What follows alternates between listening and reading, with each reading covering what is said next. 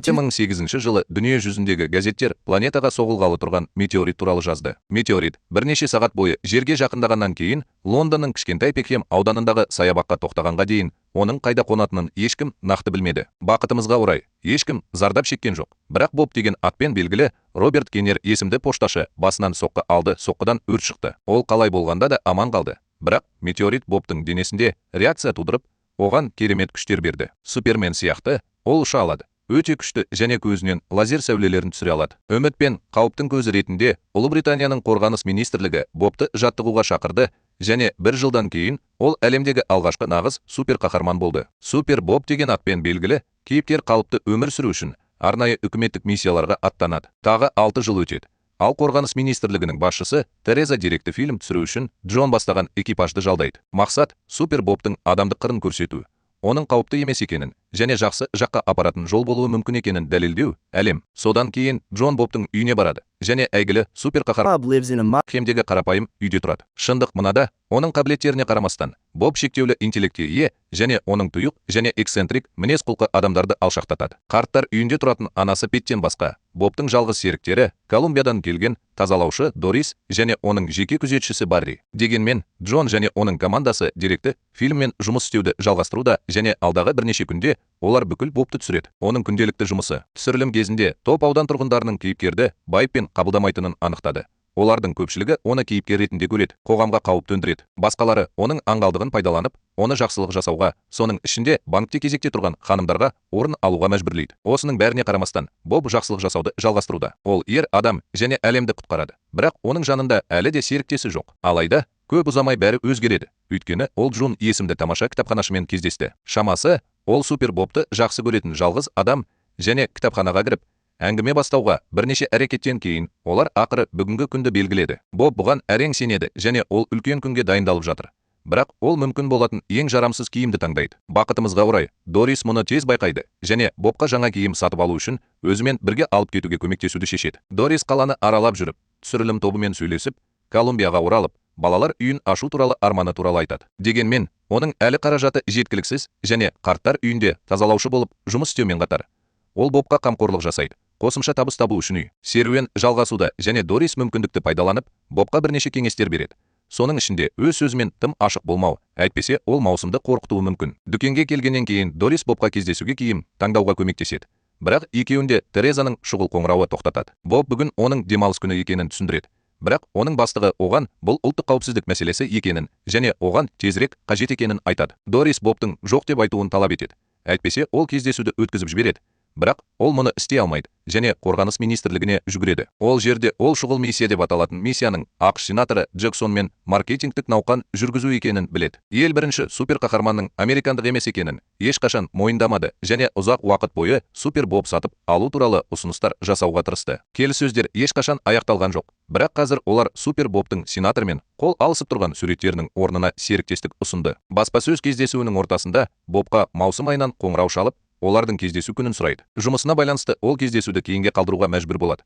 Бірақ Боб Дористің сөзін есіне алады және әрқашан және бәріне келіскені үшін өзін кінәлайды. Осы дилемманың ортасында супер қаһарман күтпеген шешім қабылдап, кездесуге бару керек екенін айтып, кездесуден шығып кетеді. Көп ұзамай ол маусыммен кездесуге келіскен мейрамханаға келеді. Бірақ бірнеше минуттан кейін ол ешқашан келмеді. Одан да сорақысы, қатты қуанған Дорис келіп, Бобтан онымен бірге қарттар үйіне баруын өтінеді. Себебі анасы құлап қалған. Екеуі қарттар үйіне асығады. Бақытымызға орай, Пет жақсы және ол апат туралы ештеңе есінде жоқ. Бобтың анасы жақында есте сақтау қабілетінен айырылды және ұлын қайта көргеннен кейін Пет оның хал жағдайын және қашан қыз табатынын сұрайды. Бұл сұрақ Бобты ыңғайсыз сезінеді және ол не айтарын білмейді.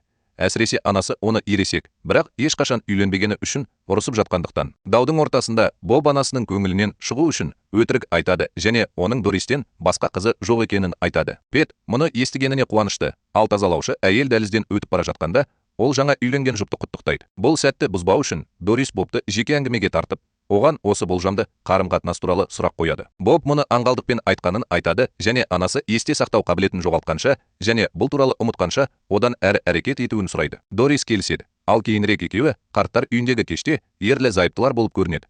Онда мекемеде тұратын ерлі зайыптылар тағы бір мерейтойын бірге тойлайды. Бепке сабақ беру үшін Дорис оны ерлі зайыптылардың туған күн қызының құрметіне барлығына сөз сөйлеуге мәжбүр етеді. Күткендей, Боб не айтарын білмей, мекеме тұрғындарының соңына қарай қалай жақындап келе жатқаны туралы айта бастайды. Ол не істегенін түсінгенде, ол түзетуге тырысады және ерлі-зайыптылардың көптеген адамдар қалаған нәрсеге қалай қол жеткізгені туралы әңгімелейді. Бірақ әрқашан бір нәрсеге қол жеткізе алмайды. Ол бұл екеуін ұзақ өмір сүргендері үшін құттықтайды. Содан кейін Боб кетіп қалады.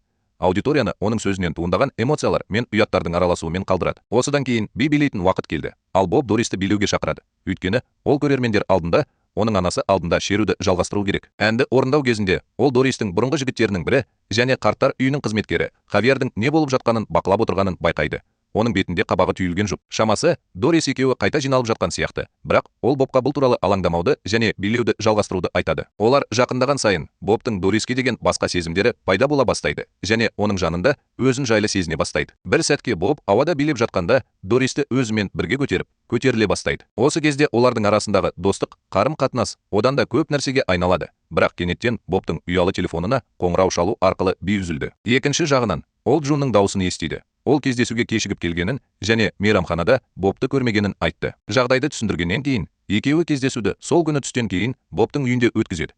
Және ол олардың мейрамханада кездескеніне қуанышты болса да, ол әлі күнге дейін маусым мен Дориске деген сезіміне сенімді емес. Ол кешке қайтып келе жатқанда, үстел басында отырған Дориске сүрінеді. Ол бір нәрсеге алаңдап отырғаны анық. Ол маусымның қоңырауын жақсы қабылдамаған сияқты және оның достарының бірі үстелге отырып, олардың хал жағдайын сұрамайынша Бобқа үнсіз қалды. Олар кездесті. Боб Дористің оны қалай шақырғаны туралы әңгіме ойлап табуға тырысады. Өйткені ол әйгілі суперқаһарман. Алайда ол бәрін жоққа шығарады. Өйткені ол бір көргеннен ғашық болғаннан кейін бірінші қадамды Боб жасағанын айтады. Осыншама ыңғайсыз жағдайдан кейін екеуі кештен бірге шығып, жолда келе жатып, Боб қала орталығына қарай бет алған жедел жәрдем көлігін көреді. Есту қабілетінің арқасында ол полиция радиосынан бірнеше адамның жарақат алуына себеп болған оқиға туралы хабарды естиді. Боб қызметтік міндетін атқармаса да, ол қоңырауды елемей қала алмайды. Сондықтан ол адамдарға көмектесу үшін ұшып кетеді. Осы уақытта Тереза мен сенатор Джексон телеарналардың бірінде Супер Боб туралы әңгімелесу үшін тікелей сұхбатқа шақырылды. Тереза жағдайды бақылауда ұстауға тырысады. Бірақ сенатор Джексон Ұлыбритания үкіметін кейіпкерге билігі жоқ деп айыптайды. Ол Супер Бобтың тіпті оның қолын қыспағанын алға тартып, мұны халықтар арасындағы дұшпандықтың белгісі деп санайды. Дау шоу бойы жалғасуда, жүргізуші сұхбатты үзіп, Лондонның орталығында ауыр апат болғанын хабарлады. Оның түсірілім тобы оқиға орнында және көп ұзамай Супер Боб костюмін киіп, не болғанын сұрайды. Болып жатқанның бәрі тікелей эфирде көрсетіліп жатқандықтан, жүргізуші кейіпкердің ол жерде не істеп жатқанын сұрайды. Өйткені ол бүгін демалыс күні. Сенатор Джексон осы мүмкіндікті пайдаланып, үкімет тіпті кейіпкерінің демалыс күндерін құрметтемейтінін және оған қамқорлық жасауға мүлдем қабілетсіз екенін айтты. Бұл жағдайдың бәрі Терезаны одан сайын қобалжытады және ол Супер Бобты табу үшін студиядан шығып кетеді. Бірнеше минуттан кейін кейіпкер көліктен денесі темір тордан зақымдалған егде жастағы әйелді тапқанша, басқа апат құрбандарына көмектесуді жалғастырады. Өрт сөндірушілер оның өмір сүруіне көп уақыт қалмағанын және Бобтың қолынан ештеңе келмесе де, оны жалғыз қалдырмайтынын ескертеді. Алайда, ол көлікке отырғалы жатқанда, Тереза келіп, оған кетуге тыйым салынғандықтан кетуін айтады. Мен оның бос уақытында жұмыс істеймін. Супер Боб басқаларға қажет кезде әрекет ету керек екенін айтады. Бірақ оның бастығы үкіметтің беделі бар екенін айтады. Егер Боб тікелей бұйрықтарға бағынбауды жалғастыра берсе, Англия суперқаһарманға бақылауды жоғалтады және оны басқа елге ауыстыруға болады. Тіпті тәуекелді біле тұра, Боб жолаушының қасына отыруды шешеді. Ол өмірінің соңғы сәттерінде кейіпкерден оның қолын алуын сұрайды. Супер Боб мойын сұнып, ол бұдан былай ұстай алмай, оның жанында өлгенше бетін оның қолына тигізуге мүмкіндік береді. Ақыры Боб бұйрықты орындап, үйіне қайтады. Алайда жәбірленушінің бетіндегі қаны оны абыржытады. Көп ұзамай Бобқа тазалауды аяқтауға келген Дорис келеді және оған суперқаһарман костюмін шешуге көмектеседі. Ол оған Хавьердің қатысуымен болған қарттар үйіндегі тағы бір оқиға туралы айтып береді. Бірақ кейіпкер оның сөзіне әрең назар.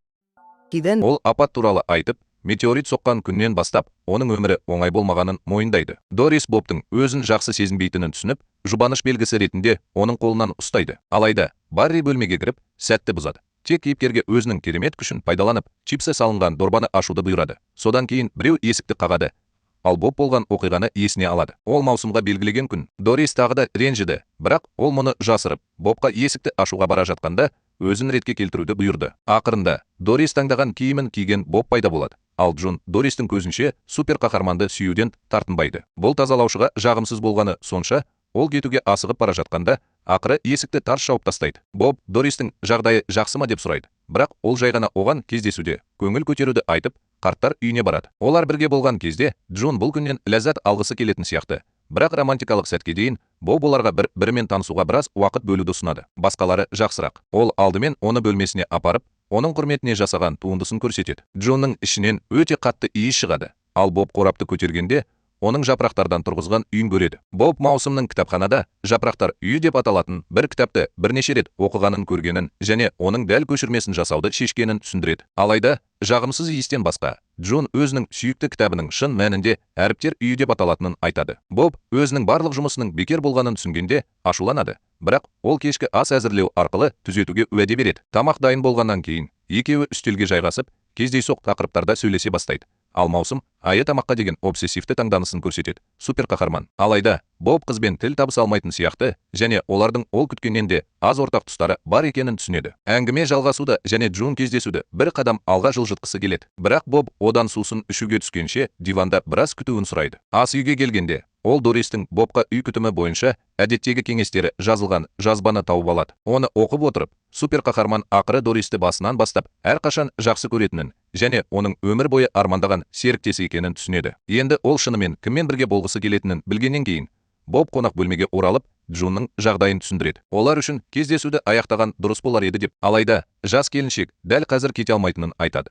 Өйткені ол әлі де Терезаға тапсырманы орындауы керек. Боб оның не туралы айтып жатқанын білмейді. Бірақ көп ұзамай қорғаныс министрлігінің агенті келіп, Батырдың базаға оралу керек екенін айтады. Абдырап қалса да, Боб бұл талапты орындайды және сол жерде болғаннан кейін Тереза бұл мәселені сенатор Джексонмен шешу керек екенін айтады. Ол сондай-ақ маусымның Бобтың ықыласына ие болу және оның баспасөз алдында тамаша серіктесі болу үшін жіберілген американдық агент екенін айтады. Боб үнсіз қалды, бірақ Тереза оған пішінін өзгертуді және әмбебап түстермен жаңа киім киюді бұйырған кезде жағдай нашарлай түседі. Содан кейін супер қаһарман түрлі түсті киім киюге мәжбүр болады және бәрі аяқталғаннан кейін оны мектепке апарады. Біз дипломатиялық кездесу өткізіп жатырмыз. Оған әлемнің түкпір-түкпірінен сенаторлар қатысады. Ал Тереза супер Бобқа олардың барлығымен қол алысуды бұйырады. Кейіпкер әлі не болып жатқанын түсінбейді және түсініктеме беруді талап етеді. Бірақ Тереза әдептілікті сақтауға тырысады және оған камералар алдында күлімсіреуін айтады. Боб шыдамын жоғалтады. Сондықтан Тереза бұл жай ғана кездесу емес, дүниежүзілік қару-жарақ конвенциясы екенін айтады. Бұл қару-жарақ Бобтың өзі. Ол өзінің қабілетіне ие болғаннан бері барлық елдер қызығушылық танытып келеді. Оны біріккен корольдіктің бақылауында ұстау үшін Тереза Батырдың адал, мойынсұнғыш және қажет болған жағдайда басқа халықтармен ынтымақтасуға дайын екенін дәлелдеу керек. Америка құрама штаттары ең мүдделі тарап болып табылады және оны алып кетуіне жол бермеу үшін Боб сенатор Джексонды тауып, оның иығынан, қолынан шайқауы керек. Дегенмен, супер қаһарман өз өмірін бақылауды жоғалтудан шаршағанын және Дориспен бірге болу үшін кеткісі келетінін айтады. Алайда Тереза оған бұл іске араласпауды ескертеді. Өйткені колумбиялық қыз баспасөзге ұнамайды. Ақыры сенатор Джексонмен қол алысу сәті келді және бүкіл журналистер тобы сахнаға шықты. Фонда ақш-тың үлкен туын желбіретумен қатар, Боб американдық қалпақ киіп, камераға күлімсіреуге мәжбүр. Содан кейін сенатор кейіпкерді қарсы алып, оның ақш үкіметімен одақтасу арқылы байып кетуге тамаша мүмкіндігі болатынын айтады. Сонымен қатар, Терезаның өтініші бойынша ол Дористі елден депортациялауға қол жеткізді және ол келесі рейспен Колумбияға оралады. Мұны естіген супер Боб ашуланады. Өйткені оның мақсаты ешқашан адамдарға көмектесу емес, керісінше ұлы ұлттардың ұсақ мүдделеріне қызмет ету екенін түсінеді. Соған қарамастан, ол бұйрықты орындайды және сенатормен қол алысады. Бірақ оның ашуы бақылаудан шығып, айналасындағылардың бәрін, сол адамның саусақтарын сындыра бастайды. Тереза жағдайды бақылауға алуға тырысады және кейіпкерге оның бұйрықтарын орындауды бұйырады. Бірақ Боб әлі демалыс күні бар екенін айтып бас тартады. Содан кейін ол төбені бар жылдамдықпен бұзады. Ал сенатордың күзетшілері қаруларын Батырға бағыттайды. Бірақ супер Боб аспанға жоғалып кетеді. Осы соңғы оқиғаға байланысты ақш үкіметі мен Ұлыбритания арасындағы шиеленіс күшейіп, оқиға бүкіл әлем бойынша тақырыптарға айналды. Тереза бұқаралық ақпарат құралдарының өкілдерімен бетпе-бет келеді. Бірақ ол оларды жағдайдың бақылауда екеніне сендіреді және билікке супер Бобпен күресуді бұйырады. Қауіпсіздік камераларының арқасында олар Бобтың әуежайға келгенін көреді. Онда ол кеңсе қызметкерінен Колумбияға келесі рейсі туралы сұрайды. Алайда ол бұл елге тұрақты рейстер жоқ екенін және мұның бәрі Тереза орнатқан кезекті жалғандық екенін біледі. Осыған қарамастан, Боб Дористің қай жерде екенін жақсы біледі және аспаннан қарттар үйіне бар жылдамдықпен ұшады. Ол жерге жеткенде Дористің жаңалықтарды көріп отырғанын көреді. Ал ол оны көргенде не болғанын сұрайды. Боб ақыры жігерленіп, ол үшін қайтып келгенін айтады. Өйткені ол өте маңызды бірдеңе айтқысы келеді. Алайда ол мұны істей алмай тұрып, Хавьер келіп, Дорис екеуі қайтадан бірге болғанын және енді оған ұсыныс жасауды жоспарлап отырғанын айтады. Мұны естіген Боб өзін қорқынышты сезінеді және оның барлық күш-жігері бекер болғанына сеніп, қайғысын жасыра алмайды. Содан кейін ол жас жұбайларға бар жақсылықты тілейді, бірақ Дорис Бобтан оған айтудың өзі үшін не маңызды екенін айтып беруін сұрайды. Содан кейін супер қаһарман оның Колумбия университетіне қайта оралу арманы туралы әрқашан білетінін және онымен бірге саяхаттай алатын болса, оған көмектесуге дайын бастап, әрқашан жақсы көретінін, бірақ оның қабілеттеріне қарамастан, оның алғашқы қадамды жасауға батылы жетпегенін айтады. Алайда, Дористің арқасында ол қорқынышын жеңіп, онымен жаңа өмір құру үшін қорғаныс министрлігінен кетуге ниетті. Дорис бұл сөздерді естігенде таң қалады, және Хавьердің өкінішіне орай, ол Бобтың сезіміне сүйіспеншілікпен жауап береді. Ер адам не болып жатқанын бақылап отыруға мәжбүр болады. Тіпті оларды ажыратуға тырысады, бірақ бұл пайдасыз.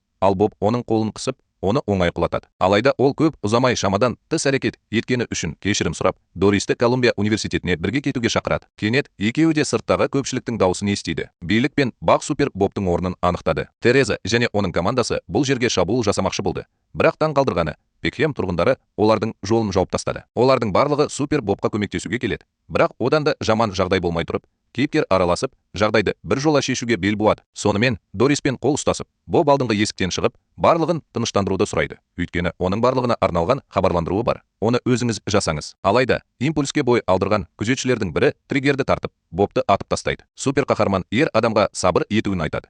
Өйткені оның денесі оққа төзімді және ол бейкүнә өтіп бара жатқан адамды қағып кетуі мүмкін. Қазір жағдай бақылауда болғандықтан, Боб қорғаныс министрлігінен кететінін және Дориспен бірге кететінін хабарлайды. Ол бұдан былай жұмыс істемейді. Үкімет үшін, бірақ оның орнына штаттан тыс қаһарман сияқты өз бетінше әрекет етеді. Сондықтан, күнді құтқаратын біреуді қажет ететін кез келген адам, кім болса да, бізбен байланыса алады. Оның айналасындағы адамдар мұны қалай істейтіндерін сұрайды. Ал Боб оларға байланыс нөмірін береді. Алайда, бірнеше секундтан кейін біреу қоңырау шалып, супер қаһарман туралы сұрайды. Оған пиццаны үйіне жеткізуге көмектес. Боб тек төтенше жағдайларға жауап беретінін анық айтып, ақыры Пекхем ауданымен қоштасады. Соңғы шарасыз әрекетте Тереза пайда болып, супер қаһарманнан шешімін қайта қарауды сұрайды. Бірақ Боб бұл шешімді әлдеқашан қабылдап қойған және Дористі құшақтап алған соң, оны сүйіп ұшып кетеді. Аспанға шық. Біраз уақыттан кейін Джонның экипажы әйелі Дориспен бақытты өмір сүріп жатқан супер қаһарманды іздеп үлгерді. Дегенмен, әлем оның көмегіне мұқтаж болған сайын, супер Боб күнді құтқару үшін бүкіл әлем бойынша саяхат жасайды. Қазір еркін адам ретінде. Содан кейін Джон деректі фильмді адамдардың пікірлерін көрсетумен аяқтайды.